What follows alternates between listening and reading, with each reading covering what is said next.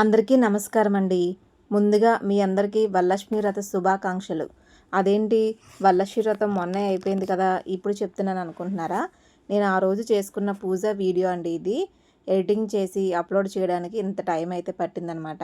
ఇంకా 2 శుక్రవారాలు ఉన్నాయి కదా మన ఈ శ్రావణ మాసంలో.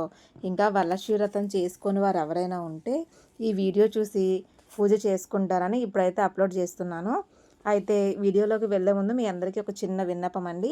ఎవరైనా నా ఛానల్ని ఇప్పుడే ఫస్ట్ టైం చూస్తున్నట్లయితే ప్లీజ్ సబ్స్క్రైబ్ చేసుకుని పక్కనే ఉన్న బెల్ సింబల్ని క్లిక్ చేయండి. దాని ద్వారా నేను పెట్టే వీడియోస్ అన్నీ కూడా మీ ఫోన్కి నోటిఫికేషన్ కింద వస్తాయి. సో ప్లీజ్ సబ్స్క్రైబ్ చేసుకోండి. సో ఇక లేట్ చేయకుండా వీడియోలోకి అయితే వెళ్ళిపోదామా.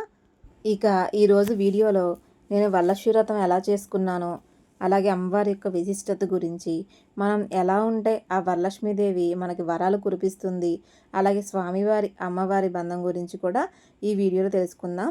సో వీడియో అయితే ఎక్కడా స్కిప్ చేయకుండా చివరి వరకు చూడండి. నేను నా పెళ్ళైన దగ్గర నుంచి కూడా మా అత్తగారు ఏ విధంగా అయితే వరలక్ష్మి వ్రతం చేయించారో ఆ విధంగానే ఇప్పటికీ చేసుకుంటున్నాను. మా సైడు ఎక్కువ శాతం అత్తవారింటి ఆచారాలే పాటిస్తామండి. అయితే కలశం పెట్టుకోవడం అనేది మన ఆనవాయితీని బట్టి ఉంటుంది. కానీ కలశ స్థాపన లేనిదే మనకి ఏ వ్రతము పూర్తి కాదు కదా. అందువల్ల కలశం ఆనవాయితీ లేకపోయినా పెట్టుకోవచ్చని పంతులు గారు చెప్పారు. ఎందుకంటే మనం వరలక్ష్మి వ్రతం చారుమతి దగ్గర నుంచి ఎలా చేయాలో నేర్చుకున్నాం కదా. ఆ కథ ఆధారాన్ని బట్టి కలశ స్థాపన చేసుకోవచ్చంట. దీనికి ఆనవాయితీతో సంబంధం లేదు అని గురువుగారు చెప్పారండి. నేను గురువుగారిని కనుక్కున్న తర్వాతనే మీకు ఈ విషయం చెప్తున్నాను. ఇప్పుడు నేను కలశాన్ని ఎలా అలంకరించానో మీరు చూసారు కదా. కలశానికి ముందుగా పసుపు రాసేసుకుని చక్కగా కుంకుమ బొట్లు పెట్టేసుకుని అందులో నిండుగా నీళ్ళు అయితే పోసుకుని అందులోనే పసుపు, కుంకుమ, అక్షతలు, 2 పువ్వులు, చిన్న రూపాయి నాణెం బిళ్ళ కానీ వెండి బిళ్ళ కానీ ఏదైనా మీ దగ్గర ఉన్నది అందులో వేసేసుకుని చక్కగా మామిడాకులతోటి అలంకరించుకుని దానిపైన కొబ్బరికాయనైతే పెట్టేసి ఒక పళ్ళెంలో నిండుగా బియ్యం పోసుకుని అందులో తమలపాకులు వేసుకుని దాంట్లో కూడా పసుపు, కుంకుమ, 2 అక్షతలు వేసి అప్పుడు తమలపాకులు పెట్టుకుని దాని మీద కలశ స్థాపన అయితే చేశానన్నమాట. నేను కలశం అనేది మాకు మా అత్తగారు ఆనవాయితీ ఉందో లేదో ఆవిడకే తెలియదని చెప్పారు మా పెళ్ళైన కొత్తలో. అప్పటి నుంచి కూడా గురువుగారిని అడిగి మేము కలశ స్థాపన ఈ విధంగా చేసుకుని వరలక్ష్మి వ్రతం అయితే చేసుకుంటున్నాను. ఇక ఆ రోజు వరలక్ష్మి వ్రతం రోజైతే 4 గంటలకు అలారం పెట్టుకుని 5 గంటలకు లేచానండి. ఎందుకంటే ముందు రోజే పూజకు కావాల్సిన పనులన్నీ చేసుకోవాల్సినవి కొన్ని చేసేసుకున్నాము. బాగా లేట్ అయిపోయింది పడుకునేసరికి. ఇంకా ఉదయాన్నే లేవలేకపోయానమాట. ఇంత పని ఎలా అవుతుందా అని చాలా కంగారు పడిపోయాను. కానీ నా 2 కూతుళ్ళు సాయం చేశారు. అందువల్ల పని అయితే తొందరగా అయిపోయింది. కొన్ని పనులు ముందు రోజు రాత్రే చేసుకోవడం వల్ల తెల్లారేసరికి మనం నైవేద్యాలు పెట్టుకోవడం, అమ్మవారిని అలంకరించుకోవడం, తాళాలు కట్టుకోవడం చాలా పని ఉంటుంది కదా. అవన్నీ పొద్దుటే చేసుకోవాలి కాబట్టి టైం అయితే సరిపోతుంది. ఇక వచ్చే శుక్రవారాల్లో పూజ చేసుకునే వాళ్ళు ఎవరైనా ఉంటే అలా ముందు రోజు రాత్రే అన్నీ కొద్దిగా రెడీ పెట్టేసుకుని తెచ్చుకోవాల్సినవన్నీ తెచ్చేసుకుని పొద్దుటే ఇక అమ్మవారిని అలంకరించుకోవడం, నైవేద్యాలు చేసుకోవడం, ఇంకా పూజ దగ్గర కూర్చోవడం అనేదే పనిగా పెట్టుకోవాలి. నా కూతుళ్ళు ఇద్దరు మా అమ్మ కూడా బాగా సాయం చేశారు ఈ పూజకు నాకు. అందుకే ఫాస్ట్గా నైవేద్యాలన్నీ ప్రిపేర్ చేసేసి ఇంకా అమ్మవారి పూజ దగ్గరికి అయితే వచ్చేసాను. ఇక ఫస్ట్ మనం పసుపు గణపతికే పూజ చేసుకుంటాం కదండి. ఏ పూజ మొదలుపెట్టినా, ఏ వ్రతం మొదలుపెట్టినా సరే పసుపు గణపతిని కంపల్సరీగా మనం ప్రతిష్టాపన చేసుకోవాలి. అక్కడ పసుపు గణపతికి పూజించిన తర్వాతే మనం ఏ పూజ అయినా మొదలు పెట్టాలి. ఇది అందరికీ తెలిసిన విషయమే. కాకపోతే ఎవరైనా తెలియని వాళ్ళు ఉంటే వాళ్ళకి అర్థమవుతుందని ఇంకొకసారి మళ్ళీ నేను చెప్తున్నాను. ఇక ఈరోజు అమ్మవారికి 9 రకాల నైవేద్యాలు అయితే నేను చేయలేదండి. నా శక్తి కొలది, నా ఓపిక కొలది అయితే చేశాను. అవి కూడా మీరు ఈ వీడియోలో చూద్దురు. కానీ అయితే ఒక్కో సంవత్సరం ఒక్కొక్క అలంకరణ చేస్తూ ఉంటాను అమ్మవారికి డిఫరెంట్గా. అయితే ఇంతకుముందు అమ్మవారి ఫేస్ కూడా ఉంది నా దగ్గర, ఇప్పుడు కూడా ఉందన్నమాట. ఇంతకుముందు సంవత్సరాల్లో నేను అమ్మవారి ఫేస్ పెట్టి కలశానికి అలంకరణ చేసేదాన్ని. అప్పుడైతే మనకు యూట్యూబ్ ఛానల్ లేదు కదా, అందుకని ఆ పిక్స్ అన్నీ కూడా నేను ఈ వీడియో చివరిలో అయితే యాడ్ చేశాను. మీరు కూడా చూద్దురు. కానీ వీడియో చివరిలో అయితే అమ్మవారితో పాటు మనం ఆ స్వామివారి ఫోటో కూడా పక్కనే పెట్టుకుని ఇద్దరిని కలిపి పూజించాలండి. ఆ విషయం కూడా ఎందుకనేది మీకు ఈ వీడియోలో క్లియర్గా చెప్తాను. స్వామివారిని కూడా పక్కన పెట్టి పూజిస్తే అమ్మవారికి ఎంతో మురిసిపోతారంటండి. అమ్మవారు చాలా సంతోషపడతారంట. దంపతులను ఎప్పుడూ కలిసే పూజించాలి, విడివిడిగా అయితే పూజించకూడదు. మనం చేసేది వరలక్ష్మి వ్రతం అయినా సరే అమ్మవారితో పాటు స్వామివారిని కూడా పక్కనే ఉంచి పూజించాలన్నమాట. అలాగని కొత్త కొత్త ఫోటోలన్నీ తీసుకొచ్చి మీ ఇంట్లో పెట్టుకోవాల్సిన అవసరం లేదండి. మీ ఇంట్లో రామచంద్రమూర్తి ఫోటో ఉన్నా చాలు, కృష్ణ పరమాత్మని ఫోటో ఉన్నా చాలు, విష్ణుమూర్తి ఫోటో అయినా చాలు. ఆ స్వామివారి అవతారాలు ఎన్నో ఉన్నాయి కదా! ఏ అవతారంలో ఉన్న ఫోటో అయినా సరే, వెంకటేశ్వర స్వామి ఫోటో అయినా సరే, ఏదైనా ఆ లక్ష్మీ అమ్మవారి పక్కన పెట్టుకుని పూజ అయితే చేసుకోండి. లక్ష్మీ అమ్మవారి ఫోటో పెట్టుకోవచ్చు, ప్రతిమ కూడా పెట్టుకోవచ్చు. ఎలా చేసుకోవాలి వరలక్ష్మి వ్రతం అనేది ఆల్రెడీ మన ఛానల్లో ఒక వీడియో కూడా చేసి పెట్టాను నేను. అది కూడా చాలామంది చూసారనమాట. మంచిగా రెస్పాండ్ వచ్చింది. అందుకే నేను ఇప్పుడు ఈ వీడియో చేస్తున్నాను. చాలా సింపుల్గా వ్రతం ఎలా చేసుకోవాలనేది మీరు కూడా చూస్తారని నేను పూజ చేసిన వీడియో అయితే అప్లోడ్ చేస్తున్నాను అనమాట. ఇప్పుడు అమ్మవారి ఫేస్ పెట్టకుండా నేను అమ్మవారి ఫోటో, స్వామివారి ఫోటో కూడా పెట్టేసుకుని కలశ స్థాపన చేసుకుని పూజ చేస్తున్నాను. అలాగే ఈరోజు అంటే వరలక్ష్మి వ్రతం రోజు మా ఊరి గ్రామదేవత అయినటువంటి గంగానమ్మ అమ్మవారి అలంకరణ, అలాగే శ్రీ నూకాలమ్మ అమ్మవారి అలంకరణ కూడా ఈ వీడియో లాస్ట్లో పిక్స్ యాడ్ చేస్తాను. మీరు కూడా అమ్మవారి దర్శనం చేసుకోండి చక్కగా. ఇక పూజ ఎలా చేయాలి అనేది నేను చెప్పక్కర్లేదు, మీరు వీడియోలో చూస్తున్నారు కదా, దాన్నే ఫాలో అయిపోదురు. కానీ ఇక తోరాలు అయితే ముందు కట్టేసుకుని తర్వాత తోరబంధానికి కూడా పూజ చేసుకుని ఆ తర్వాత తోరాలు కట్టుకోవాలి. ఇప్పుడు నేను చేసే ఈ పూజ కంప్లీట్గా మా అత్తవారింటి ఆచారాన్ని బట్టే చేస్తున్నాను. అలాగే వరలక్ష్మి వ్రతకల్పం అనే పుస్తకం అయితే ఉంటుంది కదండి, ప్రతి పూజా సామాన్ స్టోర్లో అయితే దొరుకుతుంది. మనం వ్రతం చేయాల్సిన విధానం అంతా కూడా ఆ పుస్తకంలో ఉంటుంది. కొత్తగా వ్రతం చేయాల్సిన వాళ్ళు ఎవరైనా ఉంటే ఒక్కసారి ఈ సంవత్సరం పుస్తకం కొనుక్కోండి, ఇంకా ప్రతి సంవత్సరం అదే వాడుకోవచ్చు అనమాట. నేను కంప్లీట్గా పుస్తకంలో అయితే ఎలా ఉందో అలాగే షోడశోపచార పూజలు అయితే చేసుకుని ఆ స్వామివారి అమ్మవారి అష్టోత్తరాలన్నీ చదువుకుంటాను. అందుకే పుస్తకం దగ్గర పెట్టుకుని అన్నీ బిట్టు బిట్టు చూసుకుంటూ చేసుకుంటూ ఉంటానన్నమాట. ఇప్పుడు వరలక్ష్మి అమ్మవారి విశిష్టత గురించి తెలుసుకుందామండి. శ్రీ సూక్తం వర్ణించిన 6 లక్ష్మీ స్వరూపాల్లో అత్యున్నతమైనది వరలక్ష్మి రూపం.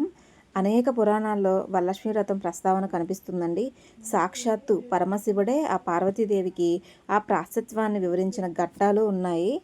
వరలక్ష్మి వ్రతకథ ప్రకారం చారుమతి అనే ఇల్లాలికి శ్రీ మహాలక్ష్మి కలలో కనిపించి తనను అర్చించే విధానాన్ని బోధిస్తుంది.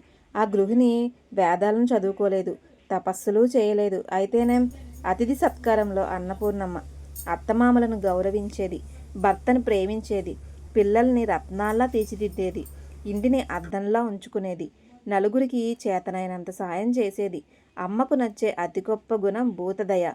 అంతకు మించిన ఆధ్యాత్మిక సాధన లేదు కాబట్టే చారుమతిని తన ప్రతినిధిగా ఎంచుకుంది అమ్మ. నువ్వు నిలువెత్తు దయాస్వరూపినివి తల్లి అంటూ శ్రీలక్ష్మిని కీర్తిస్తారు వేదాంత దేశికులు తమ దయాస్తోత్రంలో. పూజాధికాల్లో మనం పారాయణం చేసే అష్టోత్తర శతనామాలు లక్ష్మీతత్వానికి శతాధిక కోణాలు. విద్యాయే నమః, ఆమె చదువులకు మూలం. ఓం శ్రద్ధాయే నమః, శ్రద్ధాగుణంలో ఆ తల్లి అంశ అంతర్లీనం. ఓం శుచయే నమః, శుభ్రత లక్ష్మీ స్వరూపం. ఓం కరుణాయే నమః, కారుణ్యం కరుణశ్రీ సహజగుణం. సత్యాయే నమః, ఆమె సాక్షాత్తు సత్యస్వరూపిణి. ఓం శుభాయే నమః, శుభాలు లక్ష్మీ కటాక్షాలు. జయాయే నమః, తను విజయప్రదాత కూడా. వ్రతాలు నోములు సందర్భంగా మగువలు చేసుకునే ముస్తాబులోనూ తానుంటానని వెల్లడించింది అమ్మ. ఆ అలంకరణ సమయంలో ఆడపిల్లలు తమలో తాము లక్ష్మీదేవిని చూసుకుంటారట. ఆధ్యాత్మిక సాధనలో ఇది సారూప్య మార్గం. ఇదండి ఆ వరలక్ష్మి తల్లి యొక్క స్వరూపం, అమ్మవారి విశిష్టత.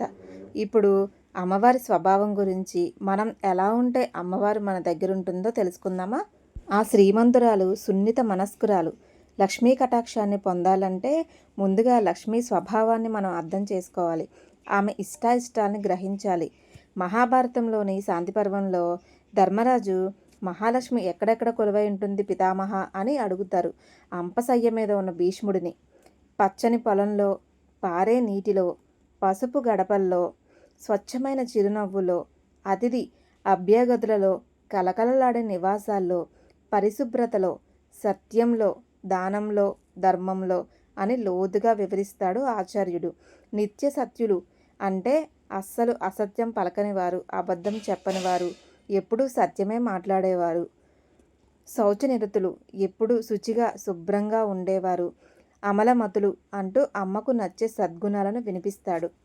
శ్రీలక్ష్మి శాంతిప్రియ, తాను కొలువైన చోట ఆనందాలు వెల్లివిరియాలని కోరుకుంటుంది.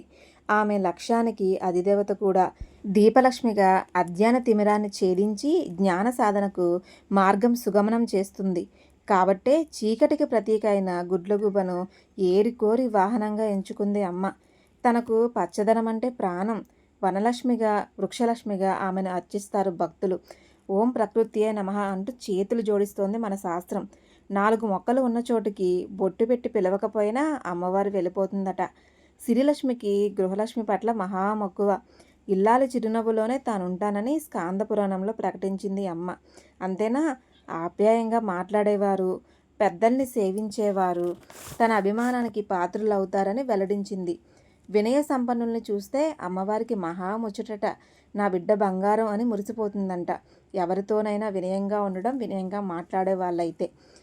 పాలు, పెరుగు, పసుపు, కుంకుమ, పూలు లక్ష్మీ నివాసాలను కూడా నిర్ధారించింది తల్లి. అశాంతిని, అసంతృప్తిని ఆమె అస్సలు ఇష్టపడదు. వాదనలు, వివాదాలు తనకు అస్సలు గిట్టవు. వ్యసనపరుల నీడనైనా సరే అమ్మ భరించలేదట. క్రూర స్వభావాలను, కఠినాత్ములను ఆమడ దూరంలో ఉంచుదట అమ్మ. సోమరులను ప్రేమించదట అస్సలు. స్వార్థపరులను ప్రోత్సహించదట. అతి నిద్రాపరులను ఆదరించదట. ఎక్కువగా నిద్రపోయే వారిని. ఇది కూడా బాగా గుర్తుపెట్టుకోండే. ఆయా లోపాలని సరిదిద్దడానికి సాయశక్తులా ప్రయత్నిస్తుందట అమ్మ. అవసరమైతే తన అక్క జ్యేష్ఠాదేవిని కూడా పురమాయించి కాస్త కఠినంగానే బతుకుపాఠాలు నేర్పిస్తుందట మనకి. అలా అని తనకు కోపతాపాలు లేవండి. మది నిండా మాతృత్వ మమకారమే అమ్మకి. బిడ్డల్ని మంచివైపు మళ్లించి మళ్ళీ సిరి సంపదల్ని ప్రసాదించడానికే ఆ ప్రయత్నమంతా. ఆమె ఎక్కడెక్కడ ఉంటుందో, మనం ఎలా ఉంటే అమ్మవారు మన దగ్గర ఎలా ఉంటుందో ఇప్పుడు తెలుసుకున్నాం కదా. అసలు లక్ష్మీ కటాక్షం అంటే ఏంటో కూడా ఇప్పుడు తెలుసుకుందాం. సౌభాగ్యలక్ష్మి ఉపనిషత్తులో విష్ణుమూర్తి సిరిదేవతా ఉపాసన మార్గాన్ని బోధిస్తూ, మీకోసం మీరు ఏ కోరికలు కోరవద్దు, నలుగురికి మంచి జరగాలని ప్రార్థించండి చాలు, అప్పుడే మీకు సంపదలు సిద్ధిస్తాయి అంటూ ఓ పరమ రహస్యాన్ని చెబుతారట. ఆ మాట నిజమే. తెలుగుండి అన్నపూర్ణమ్మ, డొక్కా సీతమ్మ గురించి తెలియని వారు ఉంటారా? ఆ దొడ్డ ఇల్లాలు నిత్యాన్న సేవలో ఉన్న ఆస్తులన్నీ పోగొట్టుకున్నారు. ఓ దశకు వచ్చేసరికి చేతిలో చిల్లిగవ్వ కూడా లేని పరిస్థితి. మరుసటి రోజు అన్నార్థుల ఆకలి ఎలా తీర్చాలా అని ఆలోచిస్తూ కూరగాయల కోసం పాదులు చేస్తుంటే నిధి నిక్షేపాలు దొరికాయట. ఇంకెప్పుడూ కూడా డబ్బు కోసం తడుపుకోవాల్సిన అవసరమే రాలేదట వారికి. కోట్ల కొద్దీ సొమ్మును సేవకు కేటాయించినా వాళ్ళ ఖజానా ఎప్పుడూ నిండుకోదట. పంచుకున్న ప్రతిసారి ఎంతో కొంత పెరుగుతూనే పోతుందట. కుబేరుల చిట్టాలో స్థానము పదిలంగా ఉంటుందట. దీన్నే లక్ష్మీ కటాక్షం అని అంటారు. ఇంకొక ఉదాహరణ కూడా మనం తెలుసుకుందాం ఇప్పుడు. ఓసారి శ్రీరంగంలో వెలిసిన రంగనాయకి అమ్మవారి వజ్రాల ముక్కెర కనిపించి కూడా పోయిందంట. బోసిపోయిన ఆ నాసికం వైపు చూసి భయపడిపోయారంట అర్చకులు. అంతలోనే ఆకాశవాణి నుంచి తంజావూరు ప్రభువుల అన్నదాన సత్రంలో ఆ నగ ఉందని చెప్పిందట. వెంటనే అధికారులు బయలుదేరి వెళ్ళారట. పాలకుడు విజయరాఘవుడిని కలిసి అంతా వివరించారట. ఆయన అనుమతితో అణువణువు గాలించారట. మొత్తానికి ఓ పొయ్యి పక్కన కుప్పగా పోసిన బూడిదలో దొరికిందా వజ్రాభరణం. తీరా విచారిస్తే రోజూ వచ్చే వంటలమ్మ అనారోగ్యం వల్ల కొద్ది రోజులుగా రావడం లేదట. ఆమె స్థానంలో వంట పనికి వస్తున్న ఓ ముసలి ముత్తైదువ ఆ ముక్కలు పెట్టుకునేదని అక్కడి సిబ్బంది తెలిపారట. అంటే స్వామివారి నిత్యాన్నదాన మహత్కార్యం ఎట్టి పరిస్థితుల్లోనూ ఆగిపోకూడదనే ఉద్దేశంతోనే అమ్మవారు శ్రీరంగం నుంచి స్వయంగా వచ్చి వండి వార్చారన్నమాట. అన్నపూర్ణమ్మగా పేదల ఆకలి తీర్చిందట అమ్మ. అన్నట్టు నలుగురి కోసం వడ్డించిన విస్తళ్ళు కూడా లక్ష్మీ స్వరూపాలే కదండి. అందుకే ఆహారాన్ని, అన్నాన్ని ఎప్పుడూ వృధా చేయకూడదు. వీలైనంత వరకు అన్నదాన కార్యక్రమాల్లో పాలు పంచుకోవాలి. వీలైనంత సహాయం చేయాలి. ఆకలి అని మన కంటపడి మన ఇంటికి వచ్చిన వారు ఎవరిని కూడా ఆకలి తీర్చకుండా అయితే పంపించకూడదు. అన్నదానం మహాదానంతో సమానం అన్నమాట. అందుకని వీలైనంత వరకు అన్నదాన కార్యక్రమాల్లో పాలు పంచుకోండి. అమ్మవారి కృపకు పాత్రులు కండి. ఇప్పుడు విన్నారు కదా లక్ష్మీ కటాక్షం మనకి ఎలా కలుగుతుందో. ఇక నైవేద్యాలు ఏమేం పెట్టానో మీరు చూసేశారు కదా. ఇప్పుడు అమ్మవారి, స్వామివారి అనుబంధం గురించి కూడా మాట్లాడుకుందాం. ఎందుకంటే మీకు ముందే చెప్పాను కదా, అమ్మవారిని పూజించేటప్పుడు స్వామివారిని కూడా పూజించి తర్వాత అమ్మవారిని పూజించాలి అని. ఈ ఆది దంపతుల బంధం గురించి తెలుసుకుంటేనే మనం ఎందుకు పూజించాలి అనే విషయం కూడా అర్థమవుతుంది. అందుకని ఒక చిన్న ఉదాహరణ కూడా చెప్తున్నాను, చక్కగా వినండి. దేవతలు ఆ తేజోరాశికి చేతులెత్తి మొక్కుతున్నారు. అసురులు ఆ సౌందర్య రాశిని నోరెళ్లబెట్టి చూస్తున్నారు. పద్మాక్షి, పద్మప్రియ, పద్మగ్రంథి క్షీరసాగర మదనంలో పద్మాసన ముద్రలో సాక్షాత్కరించింది. దేవకాంతలు ఆ మంగళ స్వరూపినికి మంగళ స్నానాలు చేయించారు. ఆ నిత్య సౌభాగ్యవతికి పసుపు కుంకుమలు సమర్పించారు. ఆ హిరణ్యవర్ణకు స్వర్ణాభరణాలు అలంకరించారు. ఆ చక్కదనాల చుక్కకు దిష్టి చుక్క పెట్టారు. చుట్టూ ఉన్న వారిని చిరునవ్వుతోనే పరామర్శించి కలువల హారంతో స్వయంవరానికి బయలుదేరింది క్షీరాబ్ది కన్యక. అందర్నీ గమనించుకుంటూ ముందుకు సాగుతోంది ఇందిర.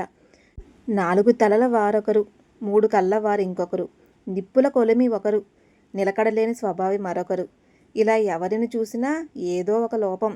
అంతలోనే సిరిదృష్టి హరివైపు మళ్ళింది. వంకపెట్టలేని వ్యక్తిత్వం, కామ క్రోధాలకు అతీతమైన పరిపూర్ణత్వం.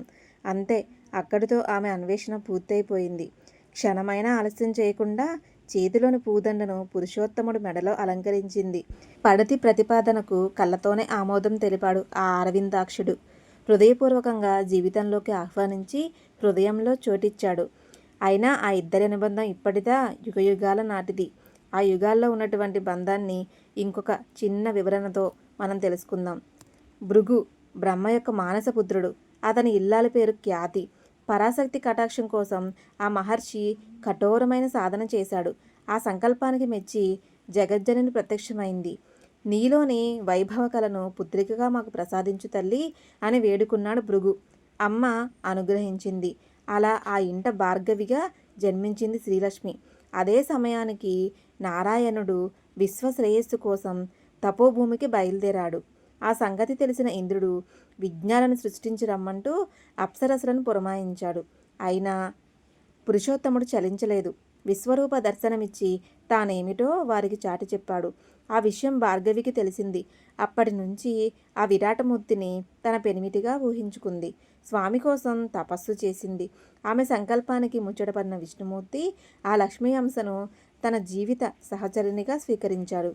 అతను నిరంతరుడైతే ఆమె నిత్యానపాయిని. ప్రతి అవతారంలోనూ భర్తను అనుసరిస్తూనే ఉంటుంది.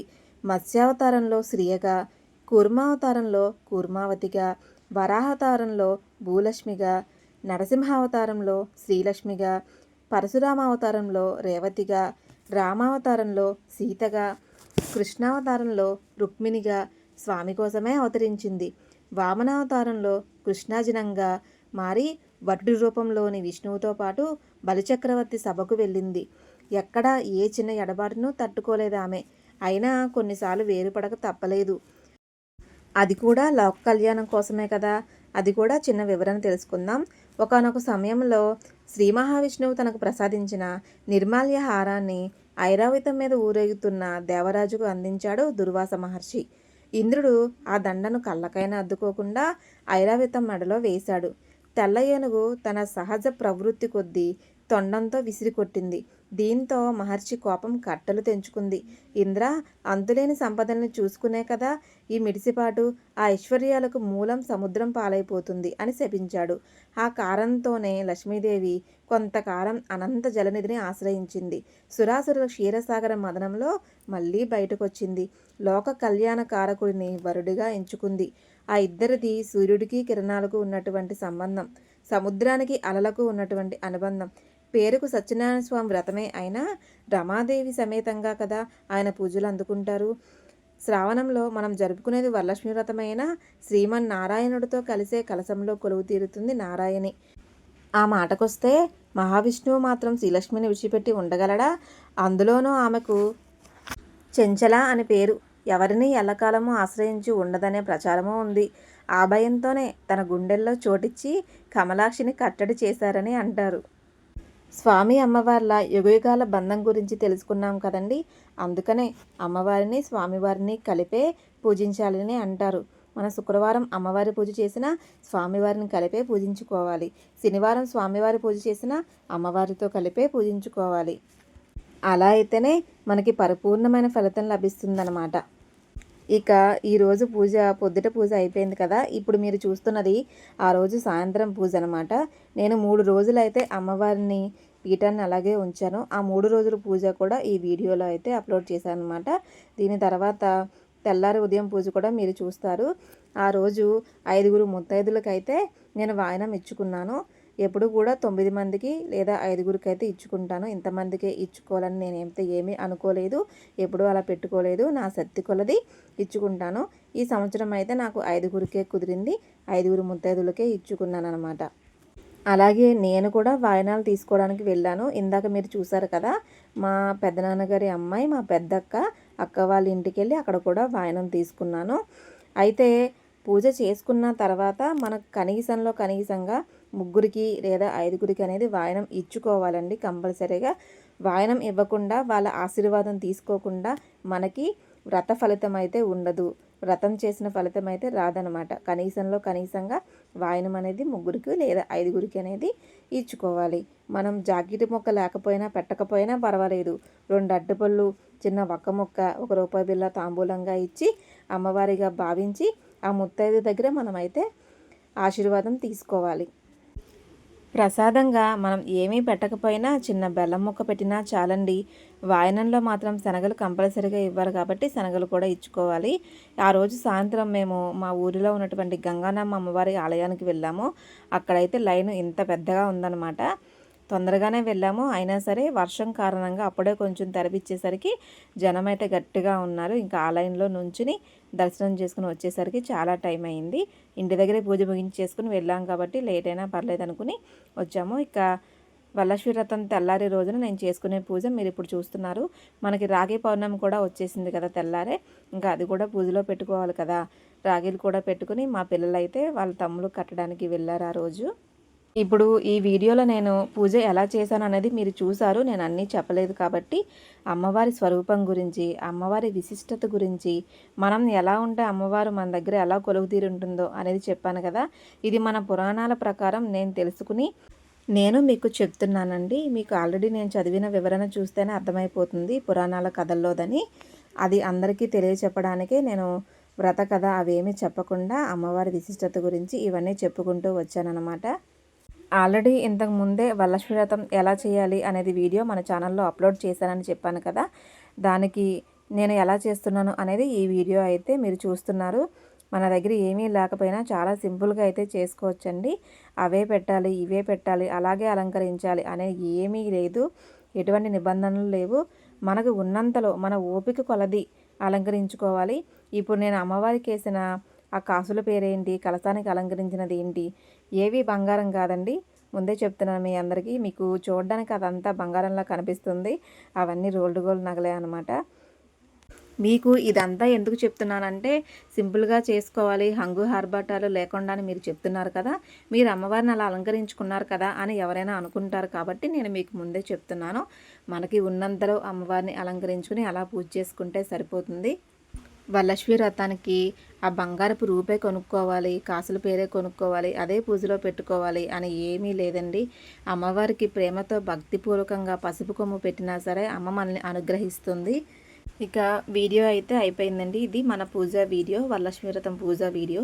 నేను యూట్యూబ్ స్టార్ట్ చేసిన తర్వాత ఇది మొదటి పూజ వీడియో వరలక్ష్మి వ్రతంది. అందుకే కొంచెం లెంతీగా ఉన్న అప్లోడ్ చేశాను, అందరూ చూస్తారని.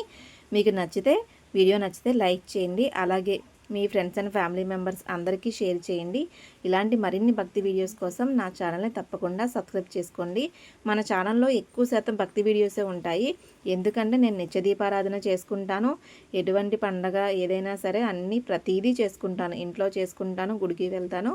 నేను చేసేది ఇది కాబట్టి మన ఛానల్లో ఎక్కువ శాతం భక్తి వీడియోస్ ఉంటాయి. బిజినెస్ వీడియోస్ కూడా ఉంటాయి. అదే శారీ బిజినెస్ చేస్తాను కదా, ఆ వీడియోస్ షార్ట్స్ కూడా ఉంటాయి. ఎక్కువ శాతం భక్తి వీడియోసే ఉంటాయి.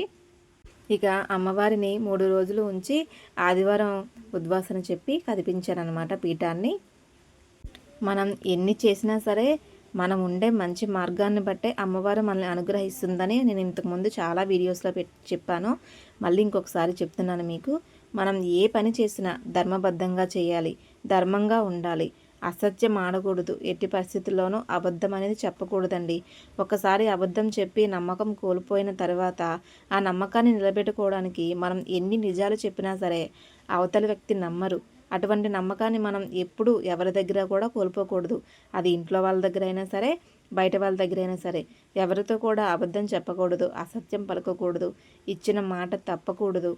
అలా ఉంటేనే అమ్మవారు మనల్ని అనుగ్రహిస్తుంది. ఇప్పుడు మీరు చూసింది నూకాల అమ్మవారి అలాగే గంగనమ్మ అమ్మవారి దర్శనం.